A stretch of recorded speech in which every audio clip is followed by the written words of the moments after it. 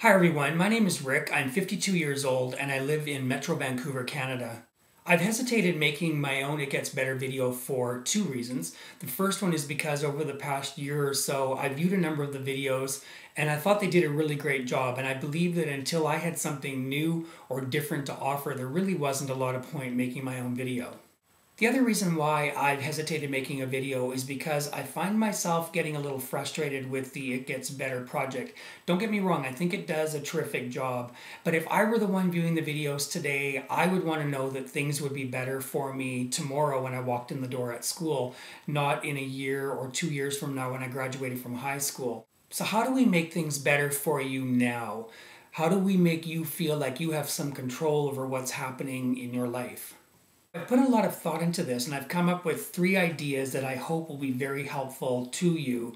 Ideas that I think will put you in the driver's seat of your life.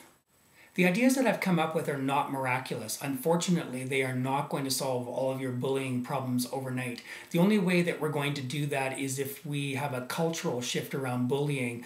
And I'm a part of that conversation right now, but unfortunately, it isn't going to happen to solve your problems right away. That said, here's an idea that I would like to share with you, something that I've come up with that I think might help.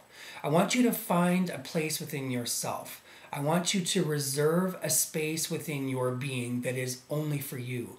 And in that space, I want you to put thoughts like, I am worthy, I am valuable, people do love me, I make a difference. One of the things that was hardest for me when I was being bullied was I never heard any of those things. I didn't hear them from my parents. I rarely heard them from teachers at school. And goodness knows I never thought about them about myself. But I want you to think about that. I want you to put those thoughts and feelings in this space within yourself. And as I said before, this space is just for you. It's not for anyone else to access. So that when you go through those really tough times in school, when the bullying is really bad and you're getting all the verbal and physical abuse that I know you're going through, you can go to this space and you can feel comforted by what you find there, because you know that in this place, in this core of you, is the truth. And the truth is, you are valuable. People do love you. And you do make a difference by being here. So here's another idea I want to share with you, something that I believe will give you some control over what's going on in your life. I want you to keep a daily journal. When I was being bullied in grade school, I couldn't talk to anyone about what was going on. I didn't want anyone to know that I was being bullied because people thought that I was gay. So I kept it all to myself. I only wish that I had known about journaling back then, because I would have said everything I needed to say to my journal. Here's the beauty of journaling. Not only can you tell your journal anything and everything, but also you can get your feelings and your thoughts and all of the things that you're going through down on a sheet of paper so that it's not swirling around in your head, and so that you're not obsessing about it anymore. When you see it on a piece of paper, you're able to sort through it and make sense out of it.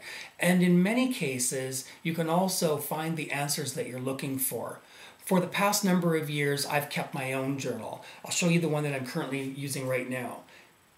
There it is. This is the 43rd volume of my journal, which I've been keeping since November of 1993.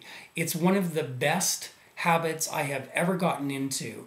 And I can't tell you how valuable it's been in my life, particularly to sort through so many of the things that I've experienced in the last 18 or so years.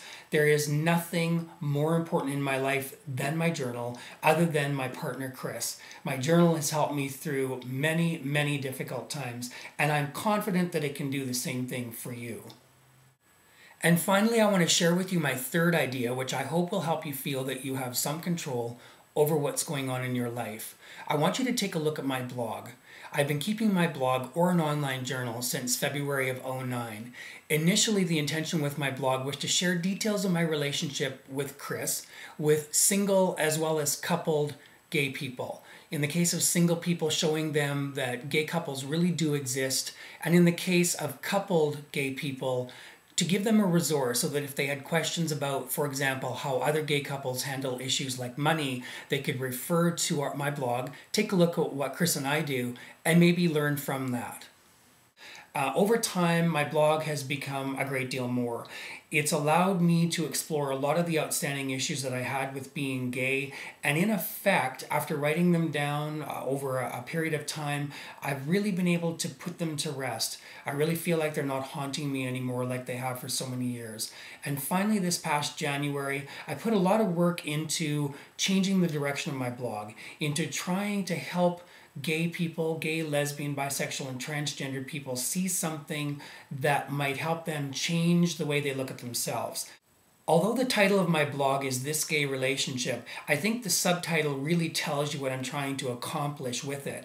The subtitle is Together Elevating the Experience of Being Gay by Understanding, Accepting, and Loving Ourselves. I'm really confident, based on the work that I've done there over almost the past year and the feedback that I've been getting from a number of people in countries right around the world. I really believe that there's something there for you, that there's something there that you'll find that will be helpful in what you're dealing with right now and helpful in moving you forward into your future, whatever that might look like. So I hope that you'll check out my blog.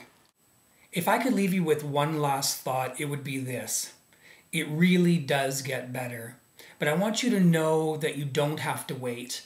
Although the suggestions that I've made, the 3 ideas that I've shared with you today may seem a little unusual or not particularly helpful, I think if you give them a try, they will make a difference. As I said to you before, we can't change bullying right now, but what you can do is start making some changes to yourself in how you perceive the bullying that's going on in your life. And I think you can do that by following through on the 3 suggestions that I made. Finding that place within yourself, keeping a daily journal, and having a look at my blog, because I really do believe it's going to make a difference in your life. Remember, it really does get better.